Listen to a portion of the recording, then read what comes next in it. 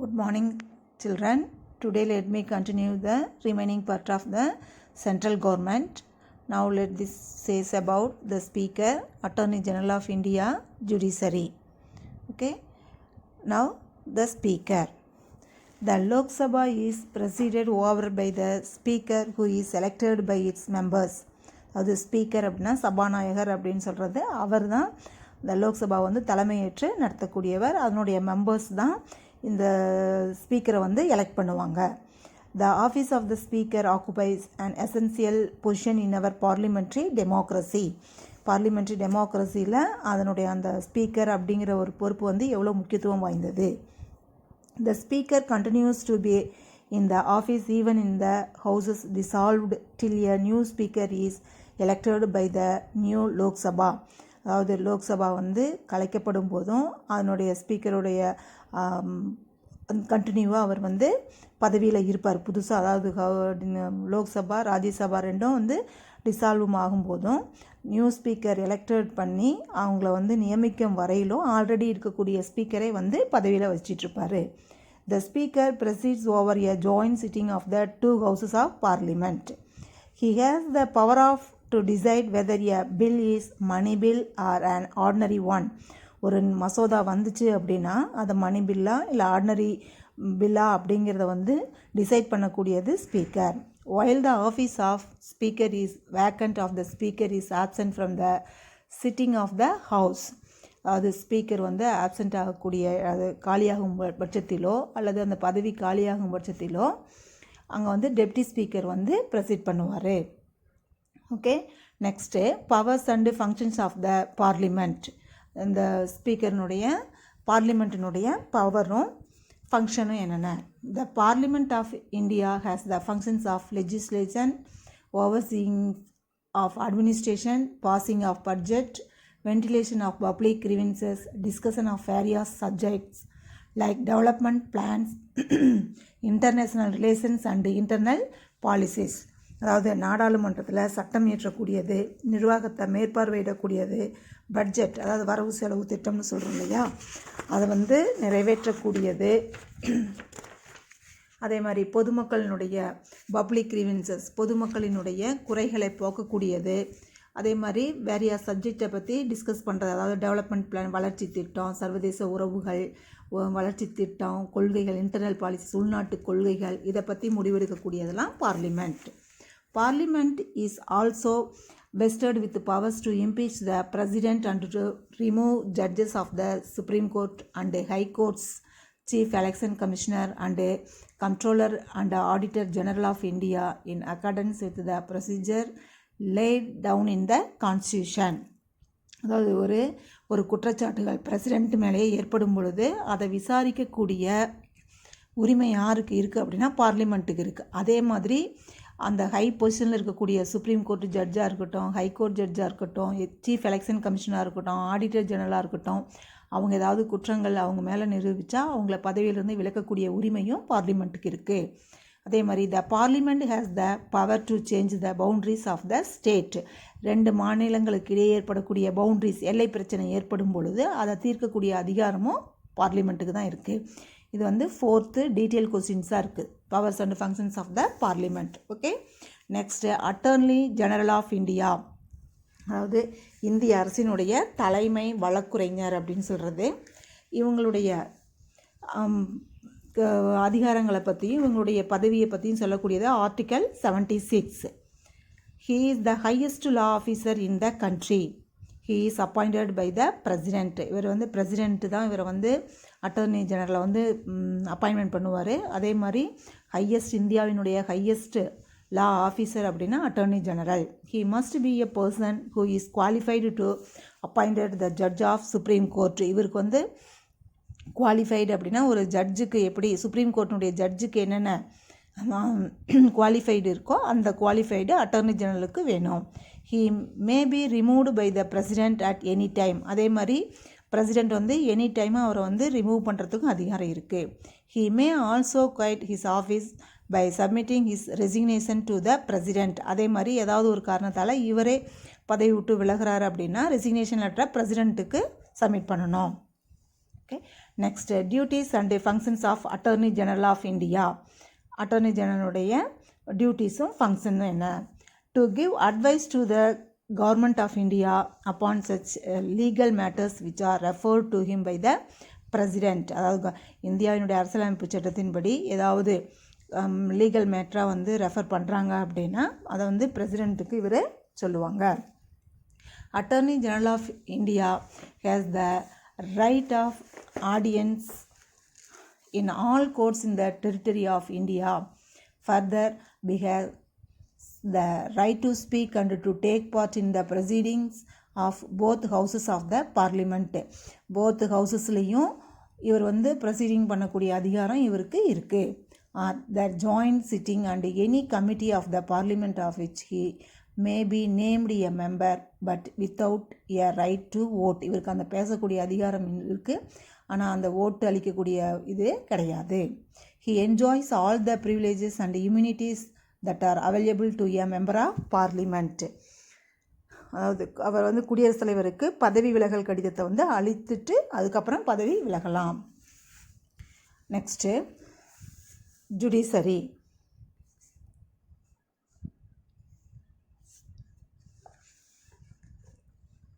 Judiciary அப்படின்னு சொல்லக்கூடியது, judiciary is the third organ of the government. நம்ம ஏற்கனவே பார்த்துருக்கோம் இல்லையா, 2 ஆர்கன் பார்த்தாச்சு, இது தேர்டு வந்து judiciary. It plays a vital role in protecting the rights and freedom of the citizens. நம்மளை வந்து பாதுகாக்கக்கூடியது, நம்ம சுதந்திரமாக சிட்டிசன் வந்து செயல்படக்கூடியதற்கும் இருக்கக்கூடியது அப்படின்னா ஜுடிஷரி. ஆகையால் தான் இதை எப்படி சொல்லுவாங்க அப்படின்னா கார்டியன் ஆஃப் த கான்ஸ்டியூஷன் அப்படின்னு சொல்லுவாங்க. The supreme court is the guardian of the constitution. நம்ம அரசியலமைப்பு சட்டத்தினுடைய பாதுகாவலன். Our judiciary is autonomous of legislative and executive wing of the union and state government. அதாவது இந்த நடுவன் மற்றும் மாநில அரசுகளினுடைய சட்டமன்றம் நிர்வாக பிரிவுகளிலிருந்து இந்த நீதித்துறையானது தன்னாட்சி பெற்று விளங்குகிறது. யாருடைய தலையீடும் இல்லாமல் தன்னாட்சி பெற்று அட்டானமஸ் தன்னாட்சி பெற்று விளங்கக்கூடியது. And integrated judiciary means a single judicial hierarchy for the whole country. நாடு முழுவதும் இந்த நீதித்துறையானது ஒற்றை அதிகார படிநிலையை கொண்டிருக்கக்கூடியது. Next the judiciary plays an important role in defensive the rights and freedom of the citizens. நம்ம சிட்டிசன் வந்து தன்னுடைய உரிமைகளையும் சுதந்திரமாக செயல்படுத்துவதற்கு இந்த ஜுடிஷரி நமக்கு முக்கியமான ஒன்று. It plays an important role and analyzing and interpreting the necessities of laws and the constitution. நம்ம குடிமக்களுடைய உரிமைகளையும் சுதந்திரத்தையும் பாதுகாப்பதில் நீதித்துறையானது மிக முக்கிய பங்கு வகிக்கக்கூடியது. ஆகையால் இதை கார்டியன் ஆஃப் த கான்ஸ்டியூஷன் அப்படின்னு சொல்கிறோம். சரி, ஓகே. இந்த சுப்ரீம் கோர்ட்டானது எப்போ ஃபஸ்ட்டு கொண்டு வரப்பட்டது, அதனுடைய ஜட்ஜு எத்தனை பேர் இருக்காங்க, இப்போ ப்ரெசண்ட்டாக எத்தனை ஜட்ஜஸ் இருக்காங்க அப்படிங்கிறத பார்க்கலாம். The supreme court of India New Delhi was inaugurated and January 28, 1950. நம்ம இது ரிபப்ளிக் ஆனதுக்கு பிறகு தான் January 28 இந்த சுப்ரீம் கோர்ட் வந்து இனாக்ரேட் பண்ணாங்க. ஃபெடரல் கோர்ட் ஆஃப் இந்தியா இதுக்கு வந்து எதனுடைய ஆக்ட் படி அப்படின்னா 1935 government of India act 1935. Next composition of the supreme court. இந்த சுப்ரீம் கோர்ட்டினுடைய அமைப்பு. At the commencement of the constitution in 1950 our supreme court consisted of 8 judges including the chief justice. அதாவது 1950 தானே இது இனாக்ரேட் பண்ணாங்க இல்லையா, அப்போ சீஃப் ஜஸ்டிஸையும் சேர்த்து எத்தனை பேர் இருந்தாங்க அப்படின்னா 8 ஜட்ஜஸ் இருந்தாங்க. அட் ப்ரெசண்ட்டாக சுப்ரீம் கோர்ட்டில் வந்து 34 இன்க்ளூடிங் த சீஃப் ஜஸ்டிஸையும் சேர்த்து 34. Okay. Next appointment of judges. எப்படி ஜட்ஜஸ் வந்து அப்பாயின்மெண்ட் பண்ணுவாங்க? The chief justice of supreme court in India is appointed by the president of India. President தான் இந்த சுப்ரீம் கோர்ட்டினுடைய சீஃப் ஜஸ்டிஸை வந்து அப்பாயின்மெண்ட் பண்ணுவார். The other judges are appointed by the president in consultation with the colleagues with chief justice head. மீதி இருக்கக்கூடிய ஜட்ஜஸை வந்து பிரசிடெண்ட்டும் இந்த சீஃப் ஜஸ்டிஸும் ஒரு கலந்து ஒரு குழுவாக அவங்கள நியமனம் செய்வாங்க. Next qualification of supreme court judges, அதுக்கு வந்து தகுதிகள் என்ன அப்படின்னு பார்த்தோன்னா, he must be a citizen of India. He should have worked as a judge of a high court for at least 5 years. அதாவது எந்த ஹை கோர்ட்டில் வேணாலும் சீஃப் ஜஸ்ட்டாக வந்து ஒரு 5 இயர்ஸ் வந்து ஒர்க் பண்ணியிருக்கணும், அல்லது அட்லீஸ்ட் 10 இயர்ஸ் வந்து அவர் வந்து அட்வொகேட்டாக ஒர்க் பண்ணியிருக்கணும் ஹை கோர்ட்டில். He is in the opinion of the president a distinguished jurist. அந்த மாதிரி இருக்கக்கூடிய தகுதியில் தான் வந்து, அதாவது பார்வையில் சிறப்புமிக்க சட்ட வல்லுநராக அவர் இருக்கணும். இதுதான் அவருடைய தகுதிகள். அதாவது இந்திய சிட்டிசனாக இருக்கணும், ஹைகோர்ட்டில் வந்து சீஃப் ஜட்ஜாக இருக்கணும், 5 இயர்ஸ் இருந்திருக்கணும், இல்லை அட்வொகேட்டாக 10 இயர்ஸ் இருந்திருக்கணும். அதே மாதிரி பிரசிடென்ட்டினுடைய பார்வையில் வந்து அவர் வந்து ஒரு சட்ட வல்லுநராக இருக்கணும்.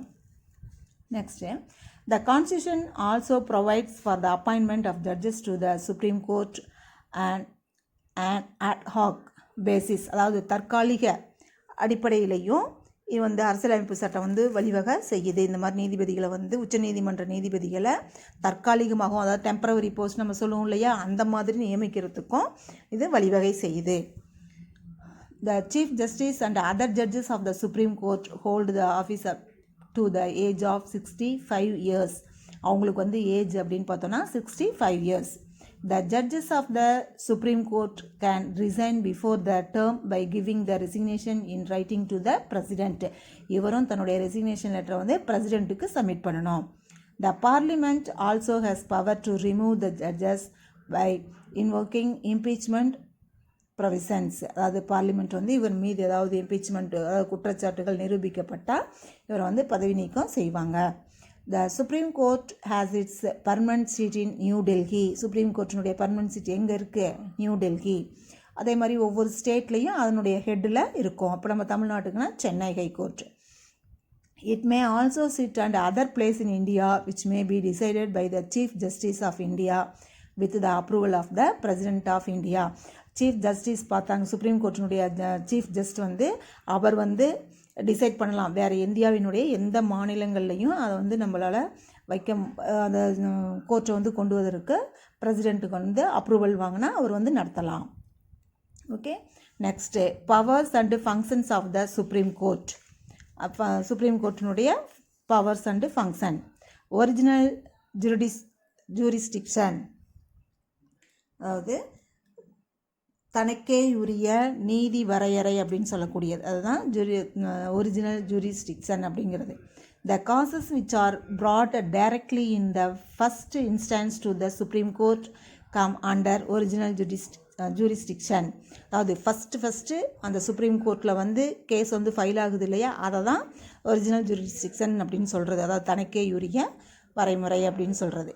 This may be dispute between the government of India and one or more states, அதாவது இந்திய அரசியலமைப்புக்காக இருக்கட்டும் அல்லது ஒன் ஆர் மோர் ஸ்டேட்ஸுக்கு இடையில் இருக்கக்கூடிய கருத்து வேறுபாடுகளையும், 2 or more ஸ்டேட்ஸ், அந்த 2 or more ஸ்டேட்ஸுக்கு இடையே இருக்கக்கூடிய கருத்து வேறுபாடுகளையும் the writs are issued by the supreme court for the enforcement of the fundamental rights. அதே மாதிரி அந்த அவங்களுக்கு இடையே ஏற்படக்கூடிய பிரச்சனைகளை தீர்ப்பதற்கும் அரசியலமைப்பு மேலும் சட்ட விளக்கம் தேவைன்னு உயர்நீதிமன்றம் சான்றிதழ் அளித்தால் மட்டும்தான் அந்த வழக்குகளை வந்து உச்சநீதிமன்றத்தின் முன்னாடி கொண்டு செல்ல முடியும். சரி, அடிப்படை உரிமைகளை நடைமுறைப்படுத்துவது தொடர்பாக எழும் சிக்கல்கள் இதையெல்லாம் வந்து உச்சநீதிமன்றத்தினுடைய தனக்கே உரிய நீதி வரையறைக்கு உட்பட்டது. இதுதான் வந்து ஒரிஜினல் ஜூரிஸ்டிக்ஷன் அப்படின்னு சொல்கிறது. நெக்ஸ்ட்டு அப்பலைட் ஜூரிஸ்டிக்ஷன், அதாவது மேல்முறையீட்டு நீதி வரையறை அப்படின்னு சொல்லக்கூடியது. The supreme court is the final appellate court in the country. நம்மளுடைய இப்போ நம்ம ஒரு ஹைகோர்ட்டில் வந்து ஒரு கேஸ் வந்து ஒருத்தருக்கு ஃபெயில் ஆகுது அப்படின்னு நினச்சாங்கன்னா, அதுக்கு இன்னும் நமக்கு நியாயம் கிடைக்கணும் அப்படின்னாங்கன்னா அவங்க மறுபடியும் எங்கே போய் மேல்முறையீடு செய்யலாம்? சுப்ரீம் கோர்ட்டில் பண்ணலாம். அதான் ஃபைனல் அப்பலைட் அப்படின்னு சொல்கிறது. As record the appellate jurisdiction, the Supreme Court hears appeals against the decision of High Court in civil, criminal and constitutional. அவங்க தான் அதை வந்து மாநில உயர்நீதிமன்றங்கள் வந்து உரிமையியல், குற்றவியல், அரசியலமைப்பு வழக்குகள் மீதான தீர்ப்புகளுக்கு எதிரான மேல்முறையீட்டுகளை முறையீட்டு வழக்குகளை உச்சநீதிமன்றம் வந்து விசாரிக்கக்கூடியது. அப்படிப்பட்ட அந்த வழக்குகளை தீர்க்க அரசியலமைப்பு சட்டப்படி மேலும் சட்ட விளக்கம் தேவை அப்படின்னு சொல்லி உயர்நீதிமன்றம் சான்றிதழ் கொடுத்தா மட்டும்தான் அந்த வழக்குகளை உச்சநீதிமன்றத்தின் முன் கொண்டு செல்ல முடியும், இல்லைன்னா கொண்டு செல்ல முடியாது. Okay, such a case can be brought before the Supreme Court only if the High Court certifies that the case invites a substantial of law as to the interpretation of the Constitution. உயர்நீதிமன்றம் கேட்டுக்கிட்டால் தான் அதை கொண்டு செல்ல முடியும். Next advisory jurisdiction, அதாவது ஆலோசனை நீதி வரையறை அப்படின்னு சொல்லக்கூடியது. The Constitution confers on the President the power to refer to the Supreme Court any questions of law or fact which in his opinion is of public importance. அதாவது பொது முக்கியத்துவம் வாய்ந்த எந்த ஒரு சட்டமாக இருக்கட்டும், உண்மை மீதான உச்சநீதிமன்றத்தினுடைய கருத்தினை வந்து பெற அரசியலமைப்பு சட்டமானது பிரசிடெண்ட்டுக்கு வந்து அதிகாரத்தை வழங்குது. நெக்ஸ்ட்டு மிசலனஸ் ஜூரிஸ்டிக்ஷன், அதாவது இதர நீதி வரையறை அப்படின்னு சொல்லக்கூடியது. The law declared by Supreme Court is binding on all courts within the territory of India. அதாவது உச்சநீதிமன்றம் பிறப்பிக்கக்கூடிய ஆணையானது இந்தியாவினுடைய அனைத்து பகுதிகளில் இருக்கக்கூடிய நீதிமன்றங்களையும் கட்டுப்படுத்தும். Next, the supreme court is authorized to make rules for regulating generally the practice and the procedure of the court with the approval of the president. அதாவது குடியரசுத் தலைவருடைய ஒப்புதல் பெற்ற பிறகு நீதிமன்றத்தினுடைய பொதுவான செயல்முறைகளாக இருக்கட்டும், அந்த வழிமுறைகளை ஒழுங்குபடுத்தக்கூடிய விதிகளை உருவாக்குவதற்கு உச்சநீதிமன்றத்திற்கு அதிகாரம் வழங்கியிருக்கு. நெக்ஸ்ட்டு ஜுடிஷியல் ரிவ்யூ, அதாவது நீதி புனராய்வு அப்படின்னு சொல்லக்கூடியது. The power of the judiciary to declare a laws unconstitutional is known as judicial review.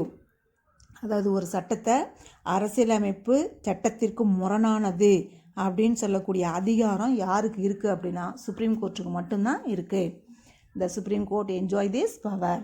The supreme court of India has individual review power with recorded true. அதே மாதிரி தனிப்பட்ட நீதிமன்ற மறு ஆய்வு அப்படின்னு சொல்லக்கூடிய அதிகாரங்களை வந்து உச்சநீதிமன்றம் பெற்றிருக்கு. அது என்னென்ன அப்படின்னு சொல்லி பார்த்தோன்னா, dispute between the centre and the states, அதாவது நடுவண் அரசுக்கும் மாநில அரசுகளுக்கு இடையே இருக்கக்கூடிய பிரச்சனைகள். To interpret and clarify a provision of the constitution about which there are some doubt and difference of opinion. அதாவது அரசியலமைப்பு சட்டத்தில் ஏற்படக்கூடிய சந்தேகமாக இருக்கட்டும், அங்கே ஏற்படக்கூடிய கருத்து வேற்றுமைகளை வந்து விளக்கி அதை தெளிவுபடுத்துறது, இது எல்லாமே இங்கே தான். ப்ரொடெக்டிங் த ஃபண்டமெண்டல் ரைட்ஸ், நம்ம ஆல்ரெடியே பார்த்தோலே நம்மளுடைய ஃபண்டமெண்டல் ரைட்ஸை வந்து ப்ரொடெக்ட் பண்ணக்கூடியது இந்த supreme court. Those laws passed by the legislature which are not in accordance with the constitution. அதே மாதிரி மாநில சட்டமன்றங்கள் இயற்றக்கூடிய சட்டங்கள் அரசியலமைப்பு சட்டத்திற்கு முரணானது அப்படின்னு சொல்லக்கூடிய அதிகாரம் இதையெல்லாம் வந்து யார் பெற்றிருக்கு அப்படின்னா இந்த சுப்ரீம் கோர்ட். இதுதான் ஜுடிஷியல் ரிவ்யூ அப்படின்னு சொல்கிறது. ஓகே, ஒரு ஸ்மால் சம்மரி. நம்ம ஆல்ரெடி 2 டாபிக் பார்த்துட்டோம், 2 பார்ட்டாக பார்த்துருக்கோம். அந்த டாப்பிக்கும் அந்த பார்ட்டும் சரி, இப்போ பார்த்த பார்ட்டையும் ஒரு ரிவ்யூவாக பண்ணலாம். ஃபஸ்ட்டு பார்த்தது வந்து அப்படின்னு பார்த்தோன்னா, the central government consist of 3 organs. First one union executive, legislature and judiciary. Next president appoints the prime minister and the other members of the council of ministers. President தான் வந்து இவங்க பிரைம் மினிஸ்டராக இருக்கட்டும், other மெம்பர்ஸையும் வந்து council of மினிஸ்டர்ஸையும் வந்து appoint பண்ணுறவர். The parliament of India consist 3 parts. They are the president, Rajya Sabha and Lok Sabha. Parliament வந்து 3 பார்ட்டாக இருக்கக்கூடியது. ஒன்று president, Rajya Sabha and Lok Sabha. The attorney general for the India is the highest law officer in the country. நம்ம attorney general தான் நம்ம இந்தியாவினுடைய highest law officer. He is appointed by the president of India. அவரையும் appointment பண்ணக்கூடியது யார்? பிரசிடெண்ட் தான். Next, the supreme court is the guardian of the constitution. நம்ம ஏற்கனவே இதை 2 டைம்ஸ் பார்த்துருக்கோம். Next, the chief justice of supreme court in India is appointed by the president of India. அந்த supreme கோர்ட்டினுடைய சீஃப் ஜஸ்டிஸையும் அப்பாயின்மெண்ட் பண்ணக்கூடியது president தான். Okay, thank you childrens. இதை வந்து நல்லா ரிவ்யூ பண்ணுங்கள்.